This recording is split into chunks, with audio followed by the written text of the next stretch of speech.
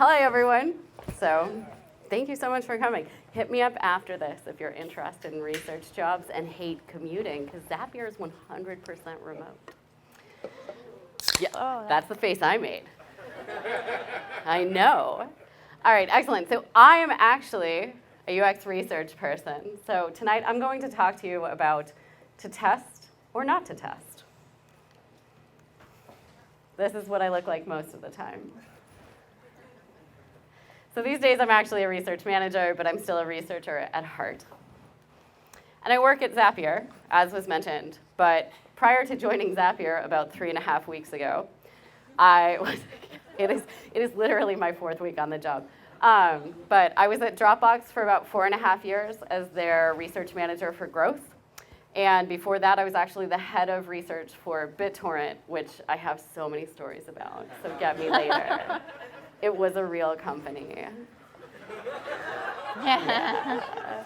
I mean, it might still be. Anyway, so I'm the head of UX research at Zapier. Zapier is a workflow automation company. As I mentioned, we're 100% remote, which is very cool. And we spend a lot of our time just thinking about how people work. We do a lot of experimentation, and we do a lot of UX research.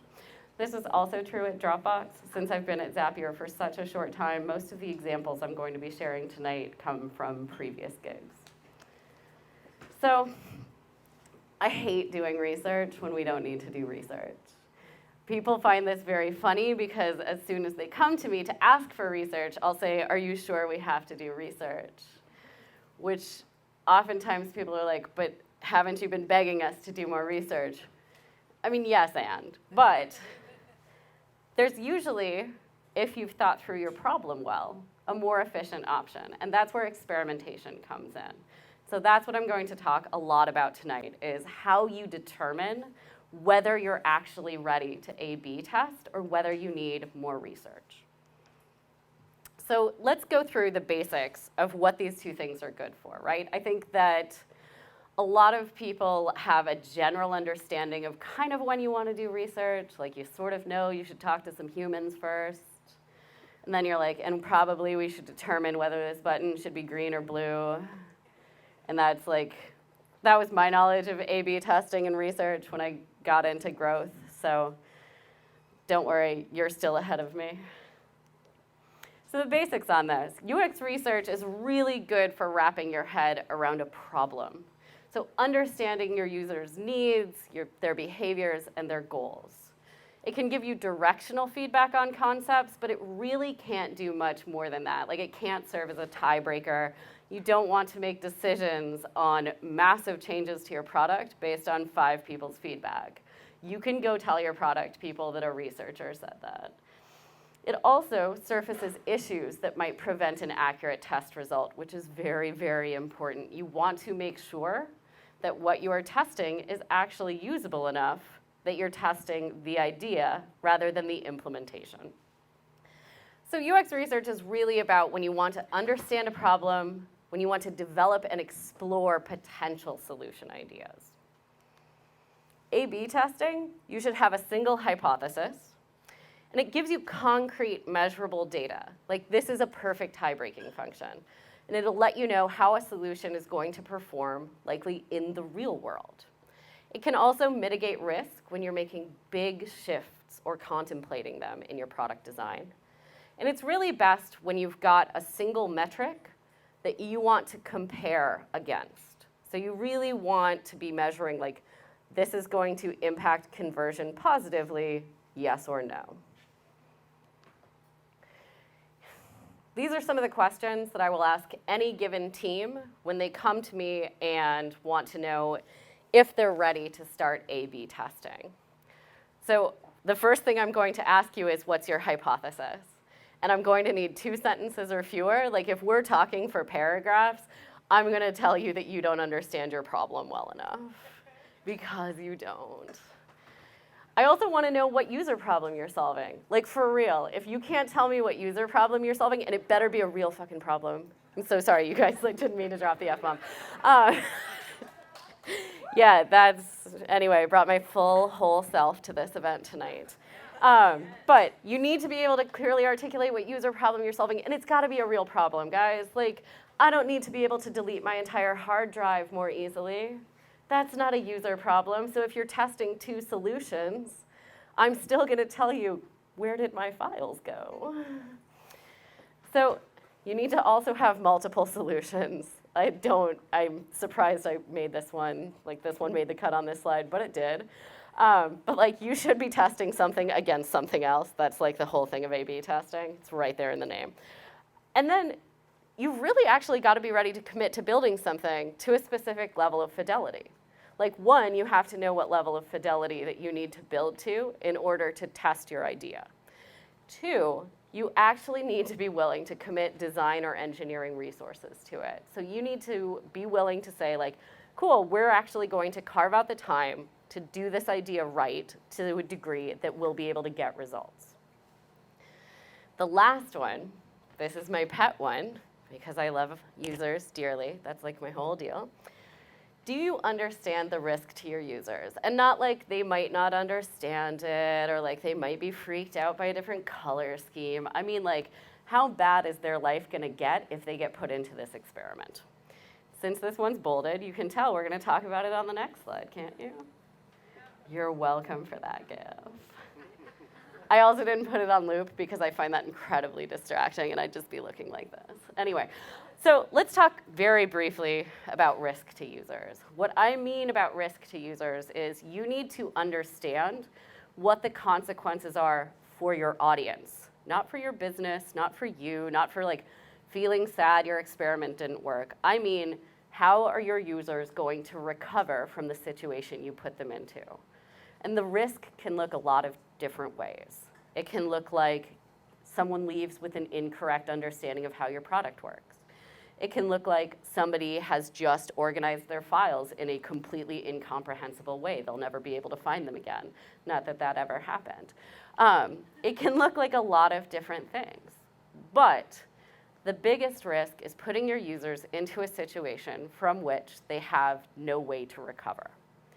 And so you need to think about what that situation could be and how you're going to mitigate it. Now we're going to stop looking at Tom Cruise's legs. All right. So how do we know when we're ready to A/B test, right? Like, I gave you a couple questions. Those aren't enough. I'm so sorry. But I am going to answer this question with Mad Libs. That's right. You're welcome. So this is a framework that I've developed over the years to help teams understand whether they're actually ready to test something. So yes, I'm going to get out of your way so you can take photos of this slide that I designed very carefully, and Andy helped. So you'll notice the first thing that's underlined is our users. A/B testing, because it is experimentation, tends to really wind up giving you kind of a business focus. Like, I was in growth for a very long time. It's kind of where my brain lives. But ultimately, your A/B tests should still be about providing a positive outcome for your users, because that's how you make money in the long term. That's a special growth tip for all of you. So, and you need to state it the way your users would state it. This is something that like an actual human being would say to you if you went to talk to them. The next line is what they said to you when you went to talk to them, because you should actually have evidence. That evidence can't include "my gut said so," nor can it include "it seemed like a good idea at the time."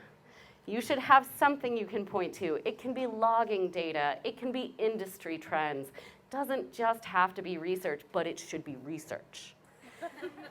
But it can be a lot of different things, but you need to have something that you're basing your hypothesis off of. You need to have a reason that you think you should run this test. You also should have something you've already tried. Otherwise, you're just designing a new product. Thank you. There's like one person in the audience who is just like anchoring it for me. Thank you, ma'am. So then we say, we want to test this new solution. This is important. You need a user-centered outcome statement. This is what you believe it will do for users. Your long-term success and your long-term growth as a business are incumbent upon doing right by your users and aligning what you do to what they want. That is why people pay you. So you start with the user-centered outcome statement, and then you say, this is the business metric we're going to move, because you should also be moving a business metric. If you're not, why are you testing things? Like, guys, we are in businesses, make money. Otherwise, your product disappears and it disappoints your user. It's a whole thing. Anyway, see me after for a growth lecture. Then, this last bit, if it fails, the risk to our users is this, and here's how we mitigate it. If you can fill out this entire slide, you are ready to A/B test. Let's determine whether my groups were ready to A/B test, since it's always more fun to look at real-world examples. So we're going to do a few case studies here. Let's start with suggesting a folder structure. So some of you may be familiar with Dropbox as a product. It involves files. And one of the things that we heard a lot from new team creators was that they didn't feel comfortable inviting team members or adding content until they had a folder structure. And the team was being pretty cautious, and so they came to me and they said, hey, Jane, we want to do some more research on this. And I said, okay, interesting, because we already seem to know a lot about this problem in that we know people don't know what to do with the folder structure. Did we remember the sign with me holding up the no that like my report made me at the time? Yeah, okay, so that's a no from me, because we know enough about this problem, right? Like, we can fill out this entire slide. We know our users wanted to be able to create a folder structure before they invited people. We knew it because I had spent like 12 weeks on this. We also tried not suggesting a folder structure, otherwise known as a control version. And we wanted to test suggesting something because we believed it would have a positive outcome for our users. Specifically, we thought it would make them feel more comfortable. If it's successful, we'll also move a business metric. And if it fails, people will feel like they have set up their account incorrectly, like they're going to feel like they've failed. So we mitigated that by making a rollback. We mitigated it by making it very easy to recover. In that situation, I told everybody to stop wasting my time and go run some damn experiments. It was very satisfying. I love saying no to research. The next one, thank you. Next one. Illustration styles and onboarding. This is one that comes up actually a surprising amount in my life.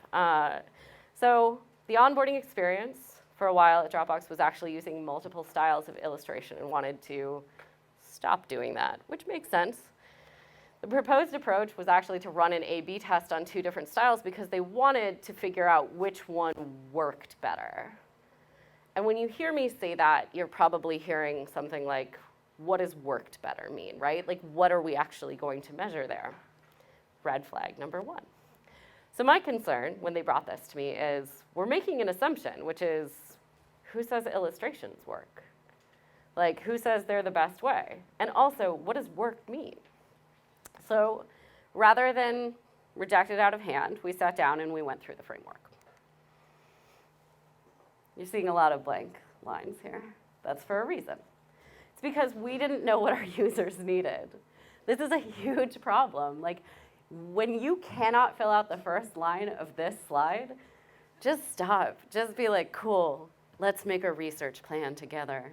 Let's go bring product analytics in here. Like, let's get the information we need. If you can't fill out this first line, you're not ready to A/B test, full stop. But let's go through the rest of the slide. Let's see what else. We didn't know it, so we didn't know it for any reason. We did already try several things, but that doesn't mean we're ready to test just because we have multiple variants. We also had no success metrics business-wise, and we had no idea whether there was even risk to users. Like, there might be. Who knows? We don't know what they need. So we shut this one down. They've actually spun up a full research project to understand conveying information during onboarding processes. I have since left Dropbox, but I trust that the remaining crack research team will do amazing work. They are excellent. Last case study, automatically ingesting users' files. So adding content, kind of our whole deal at Dropbox. That's like a big part of it. Increases retention. That's oftentimes why people sign up for the product in the first place. So by we I mean a product team, came and said, hey, we want to run an experiment that when people first sign up, we just automatically ingest their files for them. We just bring everything into Dropbox, we put them through this tool. And as we talked through this problem, it became very clear that they hadn't really realized what this would feel like for the users, the level of trust this requires. If you are moving your files, if you're not just copying, if you are moving your files from a place where you feel very certain they are to a place that is in the cloud somewhere, that feels weird. That can feel very, very difficult. So let's run through it. So we know what our users need. We had actually heard this from a lot of people. Like, we know people need to add files to their account because that's what Dropbox does. We also knew that people didn't necessarily want to be doing it manually, that it was like very time consuming to get this set up. I mostly put, we know this because that's what the product is designed for, because I thought it was very funny at the time, but it was a little late. So we've already tried having users do it manually. We want to test automating. And here's where things fell apart talking with the team. Is we didn't actually know what we thought it would do for users. Like, we had some ideas that, like, it might increase the speed of their activation, but that's not a user outcome. That's a business outcome. We thought it might increase the amount of content they put in. It's not a user outcome. We didn't actually know what this tool we were building was for. So how were we going to A/B test this? We had everything else except the user outcome and a way to mitigate the incredible risk that comes with automating content ingestion. There's a huge risk here, which is users feeling like we have lost their stuff, like it has disappeared into the ether. And they didn't have a plan in place for that. We're only missing 2 lines here, but these are 2 very, very important lines. I didn't even have to tell the team no. After we had this conversation, they were like, cool, cool, cool. Let's run a very hands-on alpha with a manual rollback available to people. So that's what we wound up doing. We wound up doing a very, very hands-on, like very communicative, very opt-in experiment with folks where we actually like brought them along with it and learned from them at the process. Because these 2 lines are super important. So, you've heard about some of my amazing adventures in research and A/B testing. Let's bring it all together. Are you all ready to A/B test? I mean, you have Mad Libs, so I assume yes. A lot of you took photos of that slide, so you're good. The rest of you, keep paying attention. So before you A/B test, start with your user problem and be seriously honest about this. Like, I understand that there are interesting product problems out there to be solved. You've got to start with your user problem. Like, it's just not going to work otherwise. You can A/B test 2 solutions to a problem that users don't really have and still not make any money or have a business. So start with your user problem. Have a clear hypothesis that you can explain to me, someone who has never talked to you about your problem before, and it's got to be rooted in a user outcome and a metric. If you don't have a metric, what business do you have testing? Be real about the risk to users, and understand the worst case scenario. Think to yourself, if the most inept person in the world went through this experiment, because they will, you will find them. They will be in your A/B tests. So ask yourself, when this person goes so far sideways that they have curved around the earth and back again, how are you going to fix their life? And then ask yourself, why do you feel confident? Like, why do you actually feel ready? Go through all of this and say to yourself, like, why do we feel good about this? Why do we think this idea is ready to be put into the world? If you've done those things, you're ready to A/B test. If you want to do some further reading, specifically around UX research, A/B testing, I've put up a couple different articles on it, although frankly, this talk should be all you need. But please, by all means, I'm going to step aside so you can take photos. Also, you put the talks online. Right? Yeah, we're going to put the talks online, Yeah. so this isn't like your last chance. Also, if you search UX research A/B testing, you'll get these results. All right, everyone ready for me to, anyone? Cool. All right, so that's it. That's all I've got. Thank you all so much. Woo! Did I mention we're hiring? We're hiring. Oh, Did I yeah. mention Yeah. we're 100% remote? We're 100% We were gonna remote. pass the mic for a minute. All right. Thank you all so much. I think it's this one. Wait, no? Light blinded by. No, I'm gonna, because she needs to talk. Oh, I'm so loud. We could do this. Anyway. Okay, so does anybody have a question here? Oh, we got. Hold on, I saw Alex. Seriously, though, we're hiring. What's up? Also, I'm going to need researchers in 2020. Hit me goodness. up. We have design roles open right now. UX writing, looking for you in 2020.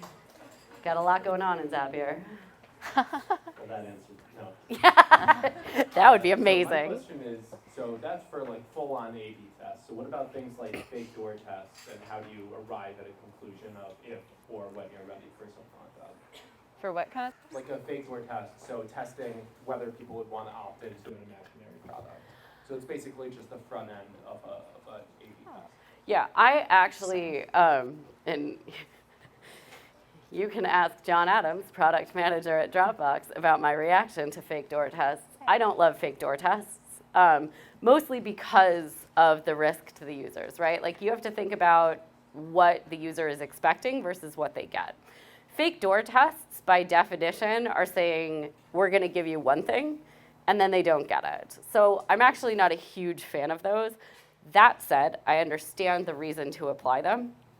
I would take them very, very directionally. I would, if you've got a product idea you're that confident about, I would actually just start concept testing, or I would start by asking, like, what are the underlying user needs we believe this solves?